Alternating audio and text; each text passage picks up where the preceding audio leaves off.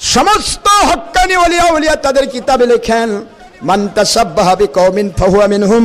এই হাদিস শরীফের ব্যাখ্যা দিতে গিয়ে বলেন, যদি নওরোজ উপলক্ষে, পহেলা বৈশাখ উপলক্ষে, অথবা 31 নাইট, অথবা পহেলা জানুয়ারি, অথবা পহেলা মুহররম উপলক্ষে, নববর্ষ উপলক্ষে কেউ যদি একটা ডিম পরিমাণ অর্থ যদি ব্যয় করে, নববর্ষ উপলক্ষে একটা ডিমের টাকাও যদি কেউ ব্যয় করে, আমার কথা নয় ভাইজানরা, হক্কানি ওলিয়া উলিয়ার কথা, নবী পাক সাল্লাল্লাহু আলাইহি ওয়াসাল্লাম ওনার কথাকে ব্যাখ্যা করে তারা বলেন, একটা ডিম যদি কেউ ওই পথে ব্যয় করে, ওর জন্য ডিমের অর্থ যদি তারা ব্যয় করে, আল্লাহর নবী পাক সাল্লাল্লাহু আলাইহি ওয়াসাল্লাম ওনার ভাষায় ওনারা বুঝিয়ে দিচ্ছেন তাদের 40 বৎসরের ইবাদত ধ্বংস হয়ে যাবে।